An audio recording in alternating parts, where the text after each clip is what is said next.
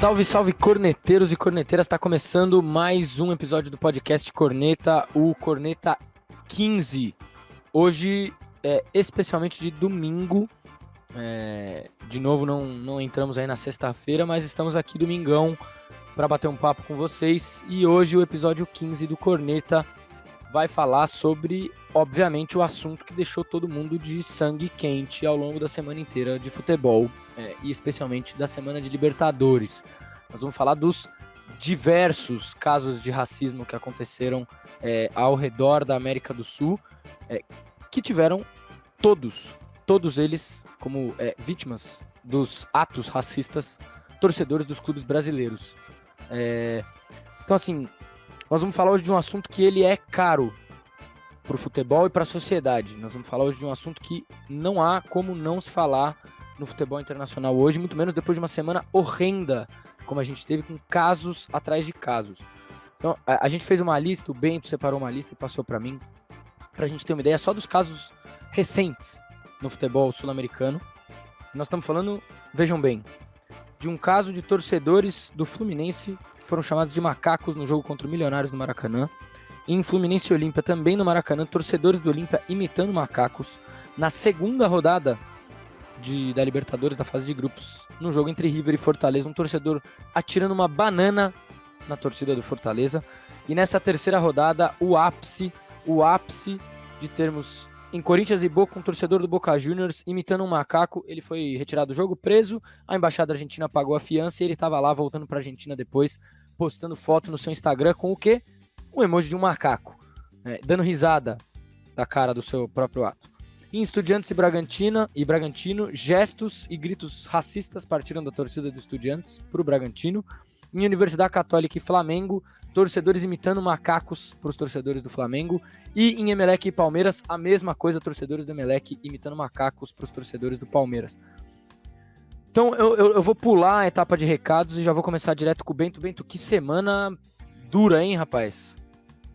Pois é, e assim, só para ainda apurar um pouquinho mais a informação, a Marília Ruiz, ela falou no G4 do Band Esportes na quarta-feira, logo depois do jogo entre Corinthians e Boca Juniors, que assim que o sujeito, que eu não sei o nome, mas que foi o criminoso, né? Quem foi, quem fez os gestos de macaco, chegou na delegacia junto com quem estava lá como... Não é cúmplice a palavra, como é que fala isso?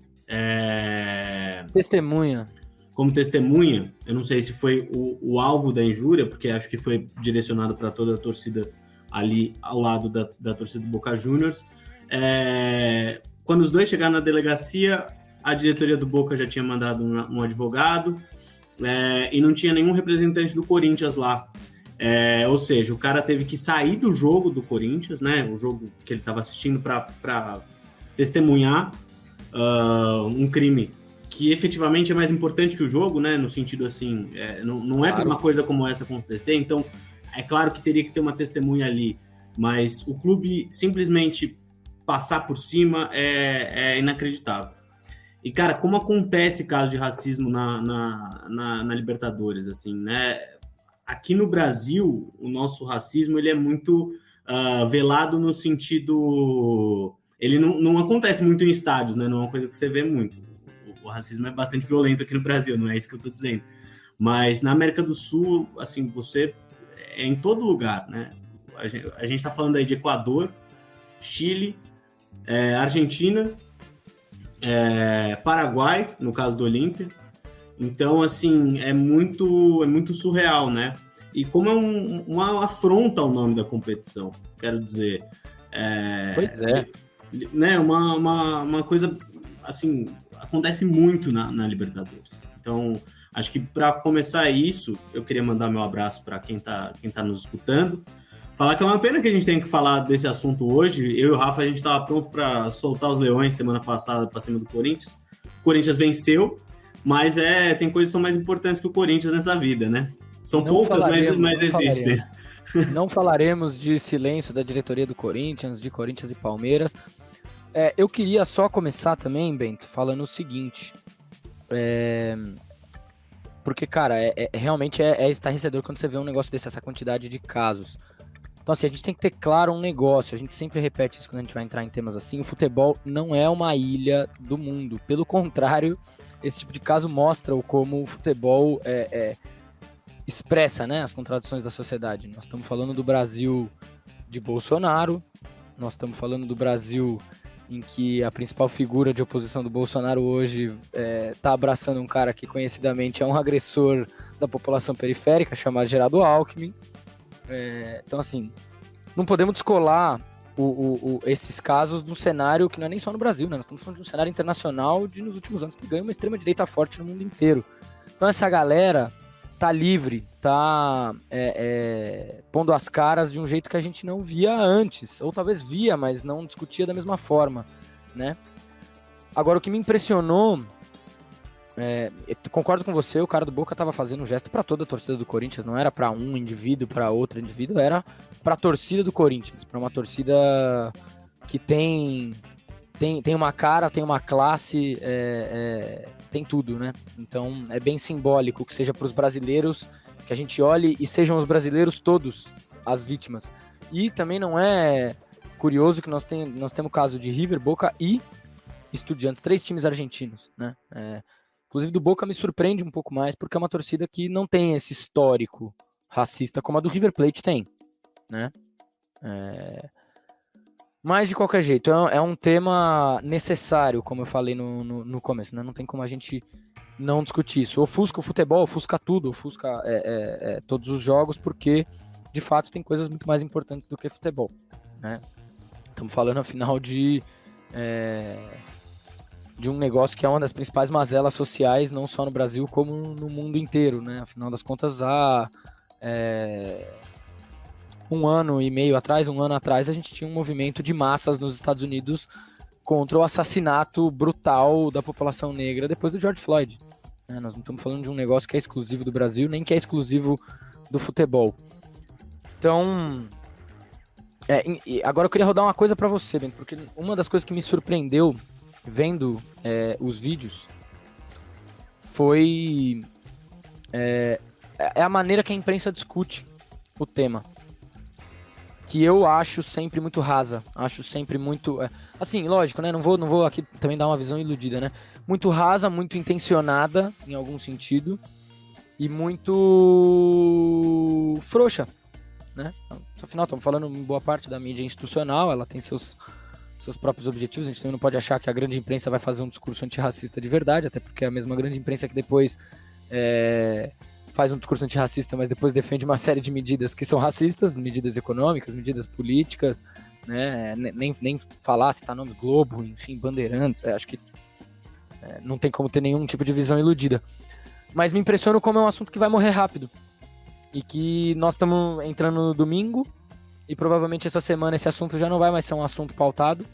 Se for pautado, vai ser pautado única e exclusivamente por uma ótica bastante punitivista, mas a imprensa não vai pautar mais, né? Vai morrer pelos ares até que tenha um novo caso que gere um nível de estardalhaço gigantesco na imprensa e depois vai ficar no ar. Assim como ficou no ar várias coisas, como, por exemplo, o incêndio dos meninos no Ninho, que são poucos os jornalistas que falam disso ano após ano, mês após mês, constantemente atualizam o processo de negociação das famílias com o Flamengo, as atrocidades que saem daquela diretoria do Flamengo, ou que seguem, por exemplo, casos como foi o caso do Celcinho na Série B no ano passado, qual foi o desenrolar disso, qual foi o desenrolar legal disso aí, qual foi o desenrolar de pressão dos jogadores à CBF por medidas concretas para avançar contra o racismo no futebol. Isso some, né? Evapora pelo ar, como qualquer discussão que surja dentro do esporte, na imprensa esportiva, que não seja futebol. Pois acho que até a guerra da Ucrânia, né? Assim, entre os temas que somem, ou a agressão do treinador lá no Campeonato Capixaba contra a juíza, se falou um pouquinho e também parou, né? Acho que tem muito a ver, enfim, eu lembro de uma frase de uma professora minha que ela ensinava coisas de jornal, né? Era o tema da aula de português, era reportagens, notícias e tal, e que uma má notícia é sempre uma boa notícia, né? No sentido de que as pessoas vão consumir o jornal. Mas a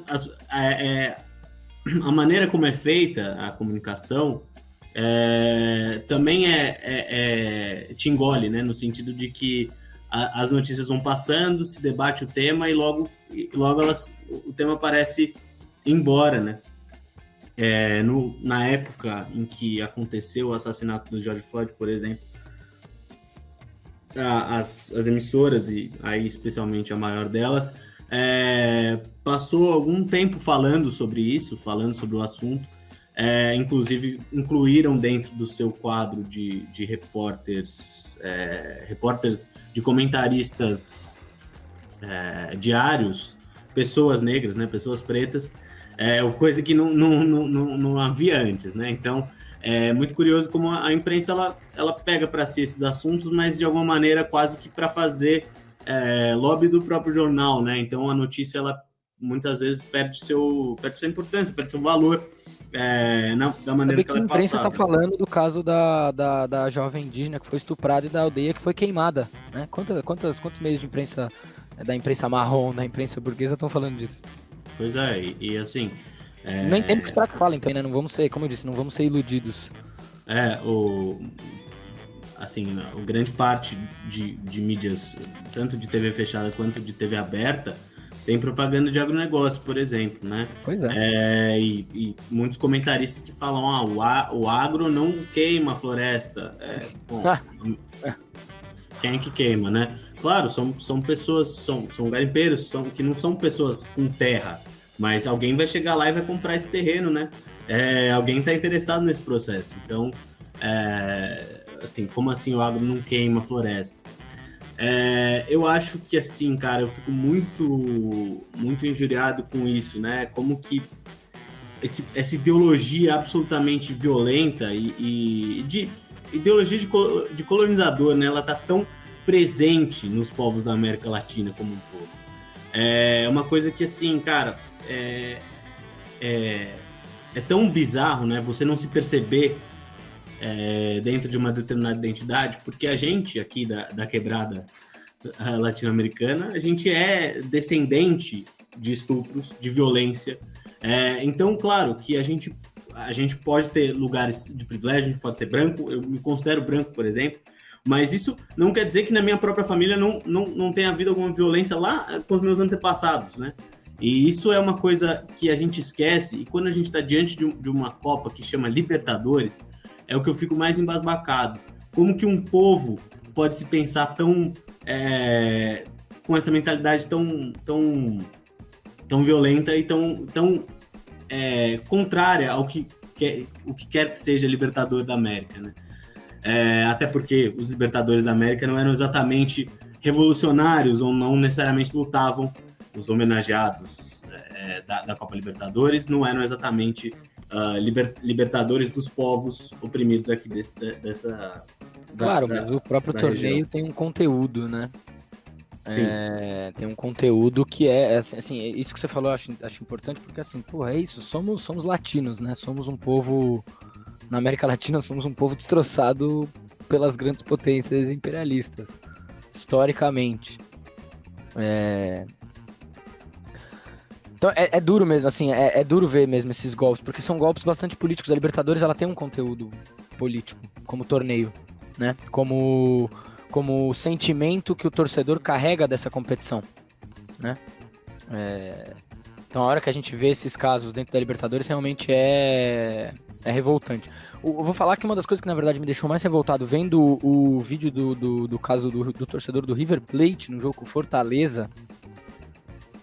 Claro, quem sou eu pra falar sobre a autodeclaração das outras pessoas? Pra mim me pareceu assim, um rapaz não branco jogando uma banana numa pessoa. Mas o pior de tudo foi ver a quantidade de pessoas no entorno dele rindo, jovens de um cara de ter 20 anos, e uma quantidade enorme de pessoas rindo do cara jogando uma casca de banana e uma banana na torcida do Fortaleza. E nenhuma pessoa se mexendo, ou pelo menos ali com uma expressão de revolta, assim, que dá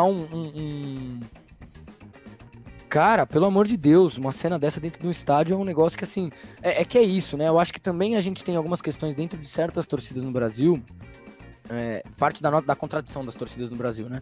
Nossas torcidas são muito machistas, a todas elas, eu diria, mas a grande maioria delas não é racista, no sentido de não expressa atos de racismo entre si, né? Você não vê isso como algo que é parte do DNA da torcida do Corinthians, do Flamengo, enfim. A gente teve casos recentes dos torcedores do Galo. Existem clubes, claro, que têm origens mais ligadas a certos setores sociais, que aí a sua torcida tem setores que expressam isso mais. Torcedores, em alguns casos, do Palmeiras. Enfim, não vou estigmatizar a torcida de time nenhum, nem para um lado nem para o outro. Mas para mim é nítido como... Bom, tudo bem, estamos falando do maior país negro fora da África, né? O Brasil é um país de massas negras, de maioria negra. Mas é algo que realmente, às vezes a gente esquece, né? Quando a gente vê essa relação com as outras torcidas da América do Sul, que também são países que não são... A América do Sul não é majoritariamente branca, né? Acho que é importante lembrar isso também. Não, e acho que até assim, por exemplo, nos países platinos, né? O Paraguai está incluído nisso também, mas o contingente de pessoas pretas no Uruguai e na Argentina, por exemplo, é muito menor do que no Brasil, assim, muito menor, proporcionalmente. Claro, né? até porque teve um processo de dizimar a população negra, de Exato. organização da população gigantesco, né? E da população indígena também, né? Então, às vezes os argentinos se pensam muito, né? Não é o povo no geral, mas você, como tem casos de racismo com torcidas argentinas, né? Acho que normalmente é o mais comum. E como esse povo se pensa o mais europeu da América Latina, como se isso fosse uma coisa, inclusive, sim, isso é importante boa, da torcida né? argentina mesmo. Isso é realmente... Né? Agora, é curioso porque, de fato, assim, quando a gente fala, né, a expressão, o futebol expressa as contradições da sociedade, a luta de classes e a luta dos setores oprimidos, ela tá colocada dentro do esporte, né? Não é à toa, por exemplo, que você tem um time como o Colo-Colo, que é um time completamente ligado, enraizado nas origens indígenas do povo chileno, e é um time que tem, a sua torcida tem um conteúdo de enfrentamento social à ordem colocada. É parte da história do clube, né? O Colo-Colo era um líder mapuche, né? Então Sim. essa a homenagem. Não, e não só uma homenagem, porque eu acho que homenagem por homenagem qualquer setor pode fazer, né? Homenagem é fácil fazer. Até os setores que são os nossos traidores fazem. Agora, de fato, é um negócio que está no DNA da torcida do Colo-Colo, está no DNA. Não à toa as torcidas da torcida do Colo-Colo foi a primeira torcida, por exemplo, em 2019, no processo de revolta no Chile, a se incorporar às manifestações, né? Com as bandeiras Mapuche erguidas. Coisa que a Laú e a Católica, não sei se fizeram, mas pelo A menos demoraram Católica, para fazer. setores da Católica, sim. A Laú já não sei. Mas os torcedores do Palestino estavam lá, do Huachipato, outros clubes que têm origens ligadas também a essas lutas, esses setores sociais. Então, assim, isso está colocado no futebol, né? Isso está colocado no futebol como está colocado na sociedade. Nós estamos num momento de enfrentamento ideológico profundo em todos os cantos do mundo, né? Então, se a gente achar que isso vai fugir do futebol, é uma loucura. Eu acho que, na verdade, é exatamente por isso que isso tem que ser, que a gente tem que bater nessa tecla constantemente, né? Porque se a gente deixar esse debate no ar, esse debate vai ser feito exatamente por essas mídias que a gente está colocando, que cumprem esse papel bem nefasto, bem grotesco, se dá para dizer assim. De produção ideológica, né? De Sim. produção de ideologia no sentido marxista, né? No sentido de construir uma narrativa em que as coisas... em que o patrão e o empregado não estão em oposição, né? Inclusive, fato curioso que a gente lembra agora, o programa tá saindo no 1º de maio, né? Ô, louco. Pois é, um programa saindo no 1º de maio e com um tema, na verdade, importante também para o 1º de maio no Brasil e em qualquer país da América Latina, do mundo também, né? Agora, uma das coisas que me incomoda um pouco, eu vi o William sair falando sobre o caso do torcedor do Boca Juniors logo no dia seguinte do jogo, exigindo mais medidas, exigindo justiça. Agora, me incomoda algo que incomoda em outros momentos também, que é o silêncio dos jogadores. É impressionante. Silêncio daquelas figuras, exatamente daquelas figuras que poderiam ser vetores de transmitir posições de combate ao racismo num momento como esse. São figuras de projeção gigantesca. Um jogador de futebol tem mais projeção do que qualquer deputado, qualquer figura da esquerda institucional adaptada à direita ou figura da esquerda radical. Muito mais, né? Estamos falando de caras que são conhecidos por massas de torcedores e que não se posicionam.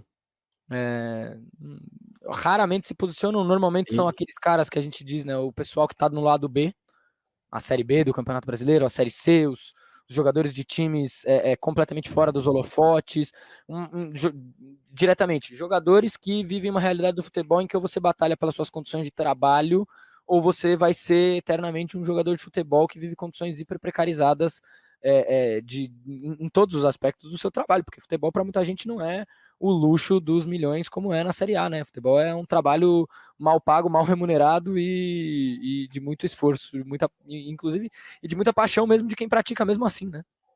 e assim, agressões contra. E as agressões racistas são contra a torcida que defende os caras, né? No sentido. Exato, exatamente. Cara, é seu irmão, né? No fundo, assim, claro, acho que exagerei um pouco, talvez, mas enfim, existe uma relação que ela ultrapassa o institucional, né? Mas assim, por outro lado, me deixa bem bravo assim a Conmebol demorar tanto para reagir, né? Eu quero dizer, isso é caso de ficar três jogos sem ter torcida mandante no estádio. Assim, claro que isso não é suficiente do ponto de vista da estrutura do racismo no futebol, mas eu acho que é importante que a Conmebol se posicione enquanto instituição, né?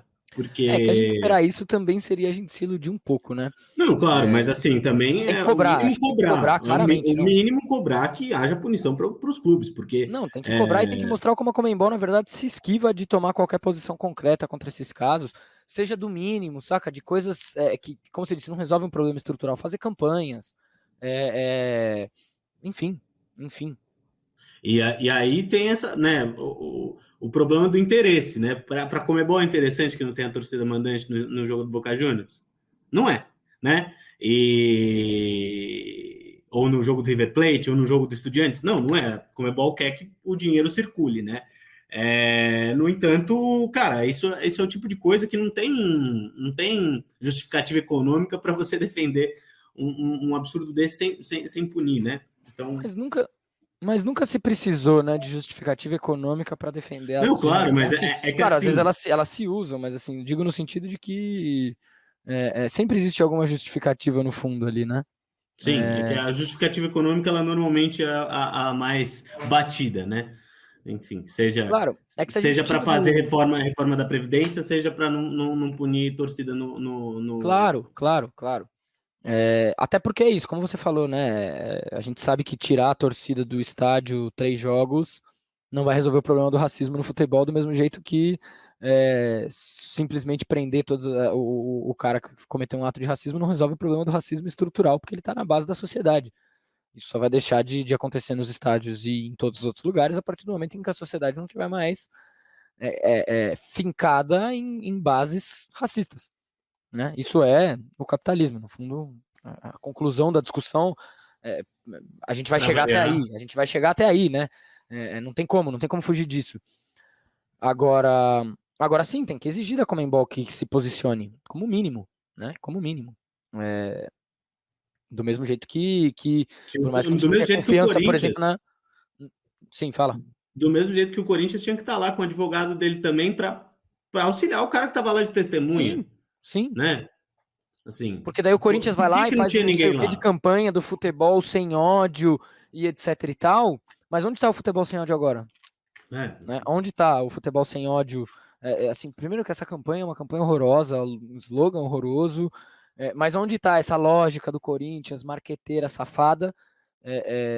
Não tá nem essa lógica bota presente ali, né? Ou seja, é, é, é, Os clubes também cumprem um papel, porque quando você deixa de se posicionar, você também está cumprindo um papel, né? Quando você está falando de instituições como os clubes, e qualquer outra instituição do meio do esporte, você está cumprindo um papel. O papel é de ser linha auxiliar exatamente do problema, né? É, porque o Corinthians poderia tomar uma série de, entendeu? Sei lá, que ações o River pode tomar contra esse caso? É muito fácil o River Plate ir lá e soltar um post depois dizendo que identificou o torcedor e etc. Claro, tudo bem. Mas que ações você toma com relação a isso para mitigar os efeitos desse negócio na sua torcida, para de fato tentar educar a sua torcida, os setores da sua torcida que cometem esse tipo de ato? Que tipo de ação você toma? Como você, assim, tudo tem limite, né? É isso, tudo tem limite porque o problema é estrutural. Você não vai resolver o problema por medidas como essa nenhuma. Mas onde estão os clubes nessa história? Como é que fica o jogador? O jogador, assim, duas coisas, né? O jogador e o torcedor que não tem o clube que te defende também. Não tem nem o clube que você vai lá, gasta dinheiro, se mobiliza para ir ver os caras. Você muitas vezes vai ver os caras para apoiar e não para se divertir. E é isso que você recebe de volta, o descaso total, né? É, É, e acho que, assim, é complicado isso, né? Porque sempre, às vezes a gente pensa, né, em maneiras do clube agir, as primeiras que aparecem são as coisas mais clichês e que, no fundo, são, às vezes podem até contribuir, eu não sei, nunca fiz uma pesquisa sobre quanto uma campanha dentro do estádio contra o racismo, ela, de fato, auxilia, né? Mas trazer fatos históricos da própria Argentina, da própria história do River, no caso, da própria história do Boca, e estampar isso no estádio, mostrar né, o que é a violência racial, né? O que ela significa do ponto de vista histórico, ou ao que ela está manifestando, né? sim, mostrar para as pessoas qual que é a origem desses clubes, qual que é a origem, nesse sentido, qual que é a origem do futebol como a gente conhece. É, É, porque é isso, né? Inclusive, para a gente aproveitar, né, o gancho do 1º de maio, para a gente não separar essa discussão de uma discussão de classe, né? sim. Porque, porque no fundo o futebol tem dono legítimo e dono roubado, né? O dono legítimo e dono roubado do futebol são os torcedores, os trabalhadores, aquelas pessoas que fizeram o futebol existir como esporte de massas, como esporte popular, como esporte com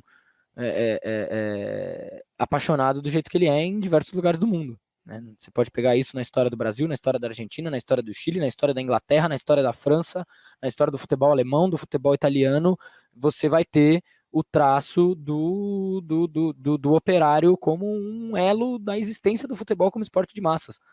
Sim, tudo bem. Se você for olhar na história lá atrás, o futebol é surgido num primeiro momento das mãos das elites inglesas e depois ele é transformado em esporte de massas na mão dos trabalhadores e depois retomado pelas federações para a mão da burguesia inglesa. Mas o futebol foi formado em diversos países assim. No Brasil, se você for pegar a origem dos principais clubes ou dos mais tradicionais, mesmo que não sejam os que estão no topo hoje, até porque os que estão no topo hoje tem muito mais a ver com é, entrada de dinheiro exatamente dos setores que roubam o futebol da gente, né? Menin de um lado, Leila do outro, o Landim, que para quem não sabe, ele era um dos responsáveis por ir lá negociar é, é, demanda de greve na Petrobras, quando trabalhava na Petrobras, negociar demandas de acidente de trabalho e de passar a tesoura nos valores que se dava de indenização para trabalhadores que tinham sofrido acidente de trabalho nas plantas da Petrobras. Você vê quem que é o Landim, para a gente dar nome aos bois de quem são os dirigentes de futebol hoje. A CBF, que é dirigida por uma corja de militar desde a época da ditadura, desde a sua fundação, é dirigida por militar, por membro do exército, né? Temos que dar nome aos bois de quem são esses caras. O futebol hoje está na mão de quem tem dinheiro, hoje está na mão dessa elite dominante, da classe dominante. A classe dominante do futebol é a classe dominante da sociedade. Né? Se a Eu gente sei, esquecer, eu sempre é, falo o nome, né? João Avelange, João Avelange, né? exatamente. Exatamente. É, então, porque se a gente esquecer essas coisas, a gente perde o norte dessa conexão real entre o futebol e a sociedade. Né? A gente perde a conexão do porquê que. A gente torce. Por que a gente gosta? É, exatamente, do conteúdo por trás daquilo, né? É, então, assim, nunca é uma discussão simples, né? É muito fácil a gente ficar aqui dando voltas em uma discussão vazia, é, e que não aponte pra nada. E, porra, cara, eu acho que você falou um negócio que realmente é, assim, essas histórias precisam ser relembradas, as histórias desses clubes. Eu acho que essa é uma das formas que o torcedor entende é, o seu, o quanto dessa história é sua, né? E acho que isso é uma coisa importante, né? Eu acho que aquela Ainda mais em frase tempo de clube empresa. clichê, exato, e aquela frase clichê do relembrar é viver, eu acho que dá para ir muito além, né? Relembrar, viver, reviver a história também é transformar o futuro, né? No sentido de que a história te faz refletir sobre o presente, te faz pensar sobre os sujeitos, sobre os agentes políticos, sobre as instituições, sobre os clubes, né? Então, você revitalizar as histórias, você reviver o passado é fundamental nesse sentido, né? Então, Sim, até porque a história que porque vários clubes cumpriram, vários torcedores de clubes cumpriram ao longo da história do futebol é gigante, né? Eu citei o exemplo do Colo-Colo, mas se eu não me engano a gente falou disso no último programa, do dos torcedores do Liverpool, Liverpool e do Manchester durante os né? processos de greve dos mineiros na Inglaterra no final dos anos 70, Né? né? De serem parte da linha de frente dos trabalhadores em greve contra as medidas neoliberais. Né? E acho que também indica que, assim, olhar também para a história significa repensar ideias de progresso, né? Por que desde quando o clube empresa é progresso, no sentido, o que é progresso, né? O que é avanço?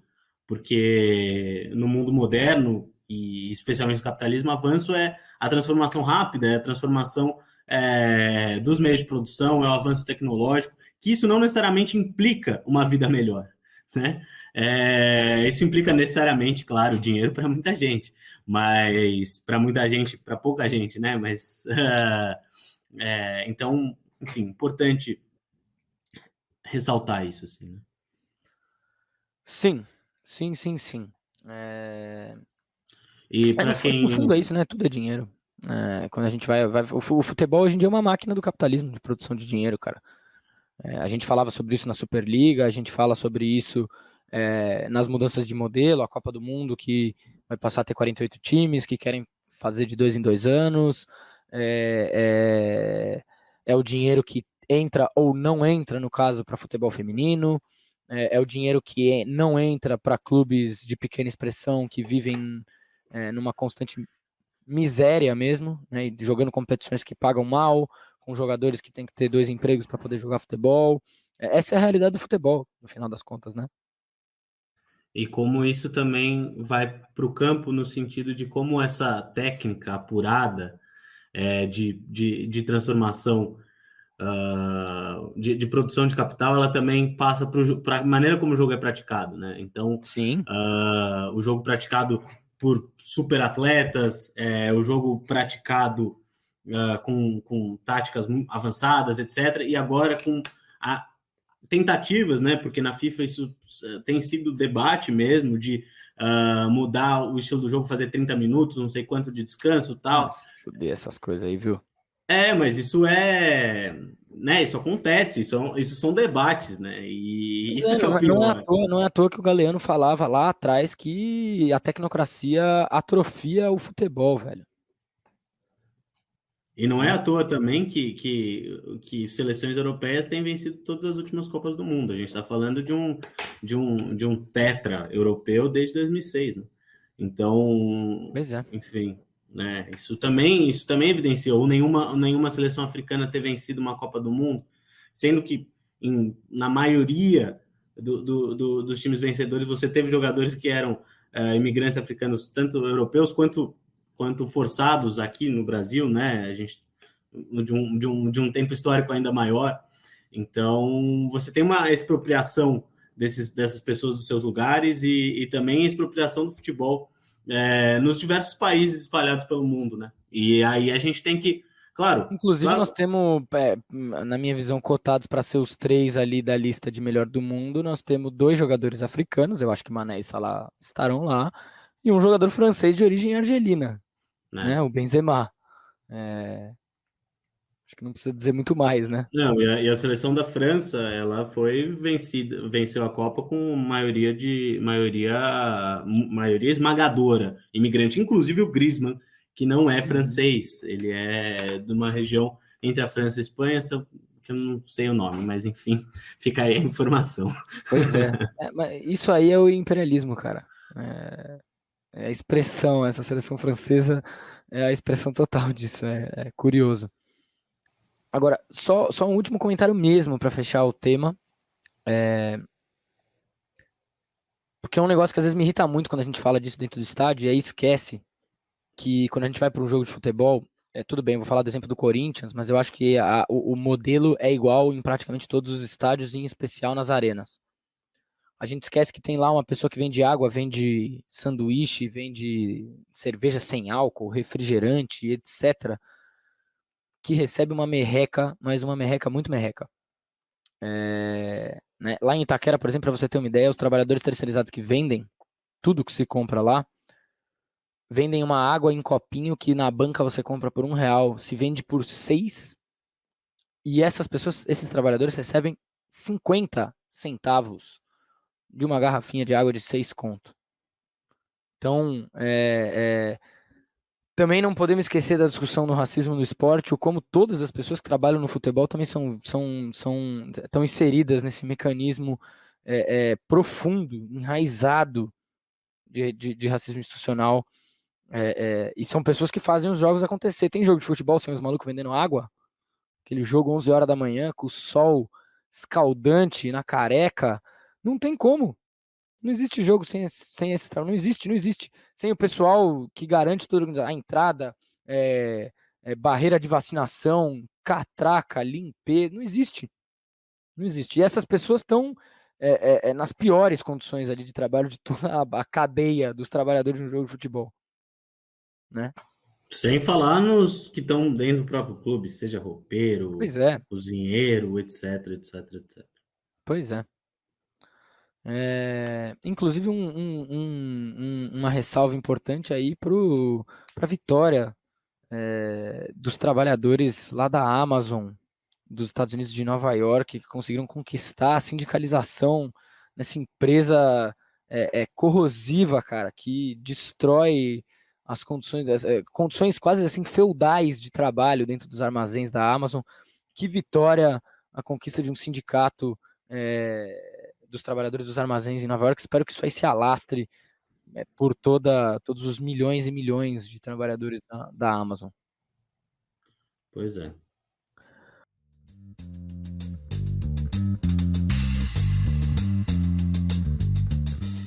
Vamos fazer um segundo bloco curto, então, com uma notícia desse final de semana que rende comentário. Eu só vou dar a manchete e vou passar para o Bento. Fernando Diniz é o novo treinador do Fluminense. O pessoal fala mal do Mano Menezes e tal, não sei o quê. Aí é isso, eu fico pensando, bom, então quem que vocês, assim, né, Abel Braga, vamos lá. Você vai, aí você monta um elenco bem mais ou menos, mas que tem lá uns jogadores bons. Aí fala, quem é que eu vou chamar para comandar essa patota? Primeira ideia brilhante é o Abel Braga. Aí você já fala, pô, cara, né, o Abelão vai cair em algum momento, porque assim, é de praxe, né? O Abel não tem mais condição de, especialmente pegar um trabalho do começo. No caso do Internacional, ele pegou um trabalho que estava consolidado do Kudê, o Inter estava lá brigando no topo e ele conseguiu ajeitar o time, mas aquilo ali foi uma coisa muito circunstancial, num clube muito circunstancial também, no caso do Abel. Aí você vai, o Abel perde a pré-Libertadores. Aí vence o estadual, vence o Carioca. Você descobre alguns dias depois dos problemas de relacionamento entre jogadores e treinador do Flamengo. E aí você não é que uma coisa. Não, mas falando. Do Flamengo, você tá falando do Paulo Souza. Do Paulo Souza com jogadores do Flamengo. Aí você fala, realmente, esses caras não jogaram nada tal. Aí você vê os outros jogos do Flamengo e você vê, bom, esse time parece outro, né? Então você vê que aquilo era uma coisa muito demarcada. Mas beleza, venceu. ganhou o campeonato. Aí vai e perde, toma 3-2 do Vila Nova. Né? Toma 2-0, depois vira com um pênalti muito mandrake, absurdo, que a central do apito, inclusive, fez questão de apontar que foi pênalti, achou, né? A central do apito é uma piada. Pois é. E aí o Fluminense perdeu de quem agora, que foi o motivo da queda? Deixa eu ver aqui. Perdeu do... caralho. Perdeu do Inter, empatou com o União Santa Fé, e assim, Inter já vinha... Do Inter do Mano. Inter do Mano Menezes. Então já vinha numa decrescente ferrenha, e o Abel não aguentou, para variar. Dito isso, aí a segunda opção que você tem, a segunda decisão que você toma é contratar o Fernando Diniz. Eu não sei, cara, eu espero que o Diniz esteja mudado, mas esse é sempre o desejo quando o Diniz assume o trabalho, tola. né? É impressionante, cara. Que esperança tola. E eu não sei como é que ele vai fazer com David Braz e Manuel saindo com a bola lá atrás, porque é um desastre. Meu Deus, é um desastre, um desastre. Coitado do torcedor do Fluminense. Cara, eu vou falar uma coisa, os caras conseguem sair de um treinador, vou fazer uma analogia bem tosca agora, mas os caras conseguem sair de um treinador que é o nível Geraldo Alckmin de conservadorismo, para ir para um cara que é o esquerdista que defende que não tem que participar de eleição, porque senão você é um pelego. Logo depois, vai do Abel pro Diniz, um cara que não aceita jogar retrancado, não aceita jogar fechando a casinha, não aceita abrir mão de porcaria nenhuma do que ele pensa. E como diz o colega, o Arnaldo, gosta da soberba da derrota.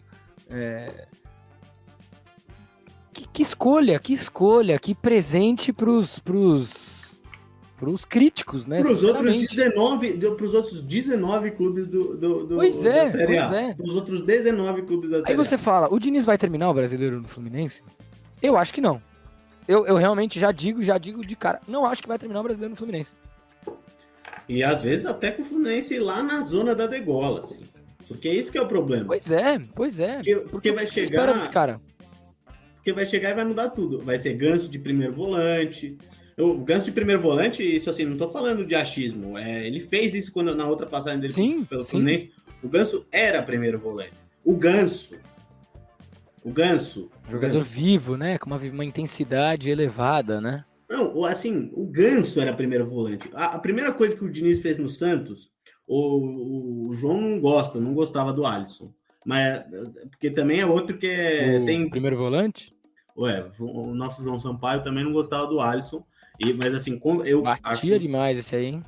Mas o senhor João Sampaio também é um dinizista ferrenho, apesar dele falar que não quer mais o Diniz no time. Mas ele pensa como o Diniz, porque a primeira defendeu tirar o Alisson do time e tal, que não sei o quê. Meu, um volante, deixa o volante lá, bicho. Não tem pepino, sabe? Deixa o volante, não sai com a bola toda hora. Se preocupa com o seu sistema defensivo, porque você não vai vencer todo o jogo, velho. Seja do Flamengo, seja do Corinthians, seja do Palmeiras, seja do Avaí. Eu não duvido que, na verdade, com o Diniz, o Fluminense perca temporariamente a era de vencer o Flamengo mais do que perde. Não, com certeza. Não tem papo, não. E assim, não tem dificuldade também. É se defender, esperar os caras errarem e fazer o gol, velho. Não tem... Eu gosto como dirigente no Brasil, eles entendem de futebol, né? É impressionante. É impressionante como entendem muito de futebol esses cartolas aí. Pô, como é que o cara tem a capacidade intelectual? Não sei que capacidade é de fazer duas escolhas premiadas em uma mesma temporada, de contratar Abel Braga e Fernando Diniz. Quem vai ser o próximo? É o... Marcão, aí é Marcão. Final do campeonato é Marcão. Pensando, quem seria a próxima escolha esdrúxula do Fluminense? Mais à esquerda ou mais à direita? Eu acho que se mudasse de novo seria mais à direita. Um Celso Roth, né? Celso Roth Nossa senhora! Wagner Mancini. Wagner Mancini, certeza que é o Wagner Mancini. Ai, cara, Wagner Mancini. Só o Corinthians pra renascer esse cara mesmo, né? Como o Grêmio também, né? O Não, Grêmio mas o Grêmio também. só escolheu porque quem renasceu a ideia desse cara foi o Corinthians lá em Mas, 2019, em 2020. mas assim, eu acho que Parabéns pro qualquer Grêmio também por time essa escolha acertadíssima de levar o Mancini pro sexto assertiva, rebaixamento da história. assertiva. Mas antes disso, escolheu trazer o Felipão de volta, né?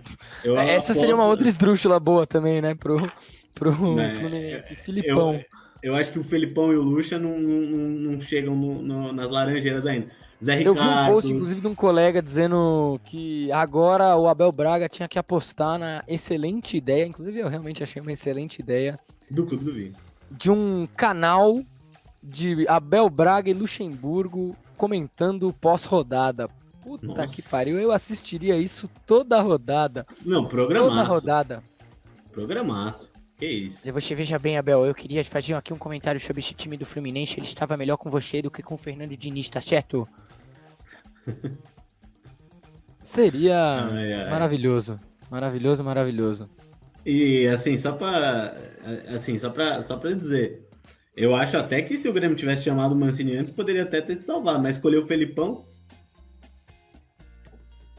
E assim, eu fico pensando que pode ser a próxima escolha pode ser um Zé Ricardo, que pode cair no Vasco algum dia desses aí. Talvez um gringo. Pô, Zé Ricardo. Inclusive, coitado do Zé Ricardo, cara. Aquela cena dele tomando um salve da torcida do Vasco. Foi uma cena Lamentável, triste. lamentável, Os caras não lamentável. deixam o maluco nem falar, porra. Fica naquele papo de querer pagar de durão e não sei mais o quê. Não, lamentável. Bicho, pelo amor de Deus. Pelo amor de Deus. Agora, Lamentável. respeito ao Juninho, que lesionado assistiu o jogo do Vasco da bancada com a torcida organizada. E respeito a esse jogador, cara. Puta que pariu. Falta Pois dessas é. coisas no futebol. Pois é. Às vezes o jogador não sabe, né? O menino da base sabe, porque Inclusive, você quer muitas falar vezes de é antirracismo torcedor. na torcida de futebol? Vai falar com a torcida do Vasco. É. Um conselho. Vai conhecer a história da torcida do Vasco. Pois é. E assim, só pra matar esse nosso finalzinho de programa, cara, foi uma semana de muito futebol também, né? Ô, Teve. E assim, que jogo, hein? Champions League, que jogo. Você é louco. E assim, desse jogo da Champions League, por exemplo, a imprensa inglesa, ela escolhe quem que ela vai elogiar, quem que ela vai criticar, né? Então, ela é absolutamente crítica com o jogador brasileiro, o jogador latino que faz cera, que simula falta, não sei o quê. Agora, o senhor Phil Foden é atualmente o maior milongueiro do futebol mundial e não tem uma palavra sobre isso, né? Então, também as escolhas que fazem as mídias internacionais, né? Que reforçam sempre, sempre, sempre sua posição étnica como É, superior, né? pois é. Meu destaque da Champions, eu vou falar, foi para pro minuto polarizado do Fernandinho, uma jogada de gol excepcional e um drible humilhante tomado do Vinícius Júnior, que resultou foi o 3-1 e o 3-2, né? O 3-1 do City, o 3-2 do Real.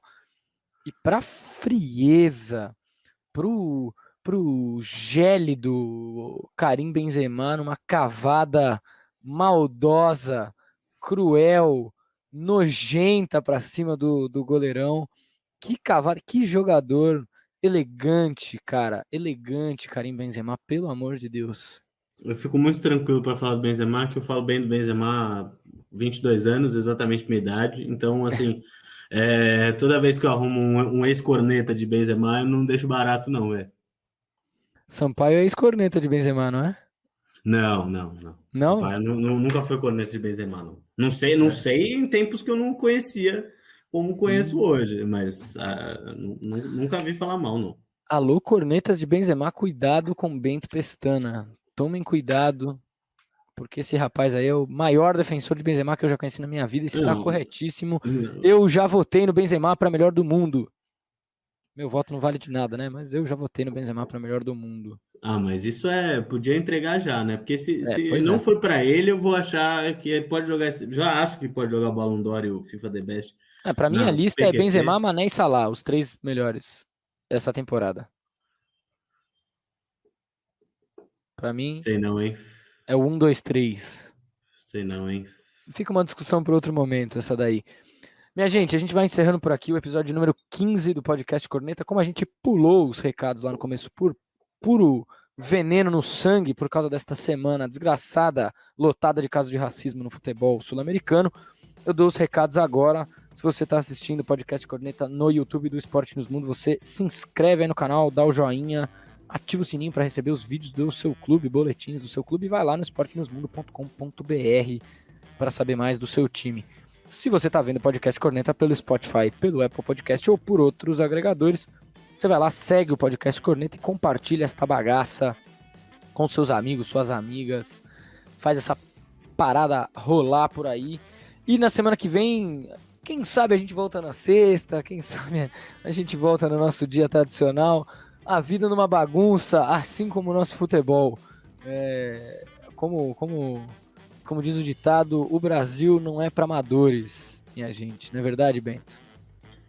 Não sei se na sexta, não sei quando que a gente volta, mas voltamos, né? Efetivamente, que eu acho que isso que é a sacada, né? Oi? Voltamos. Voltaremos. Mas é isso, rapaziada. Um abraço para todo mundo. Espero que vocês tenham gostado do programa. Semana que vem tem mais, tá bom?